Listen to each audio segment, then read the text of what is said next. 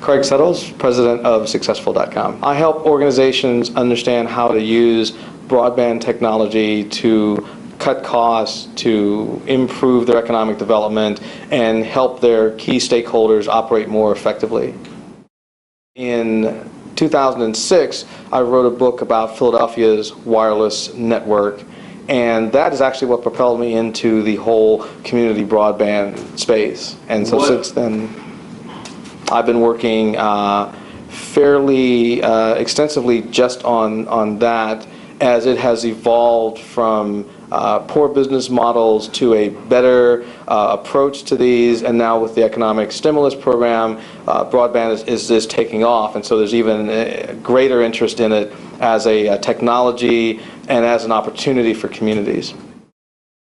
As we try to solve the problem, as we try to bring broadband out there, as we try to teach people how to create the programs that are going to be necessary to make broadband truly an impactful technology, you have to understand that in the beginning they're not going to have that technology. So how you reach them, how you train them, how you motivate them is going to have to take into account that you have a chicken and egg situation, and that has to be addressed. Whether the state is driving the project or it's the local communities at the town and county level, but you have to realize that in the very beginning there is no canvas which you are trying to paint on. So you have to somehow figure out how you're going to put the canvas in place, and then you're going to have to figure out how you're going to then paint on that.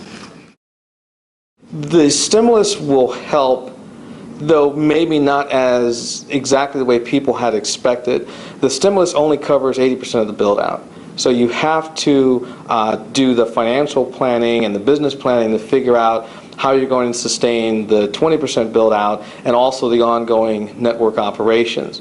But in addition to forcing people to plan, hopefully more effectively, the other part of that is there are going to be a lot more people applying for the money than who's going to actually receive it.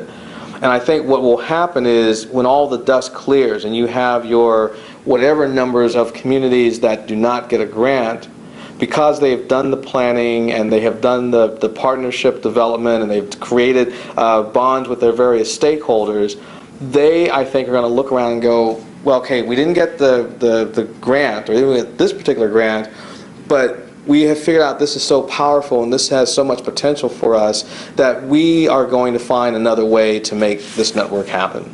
And so the value will have been not only those projects that are funded by the money, but the availability of the money and its ability to inspire all of these communities, small, large, everywhere in between, to plan, to think about broadband, to talk about it. I mean, there's probably more people walking down the street now who talk about broadband who 8 months ago had no clue.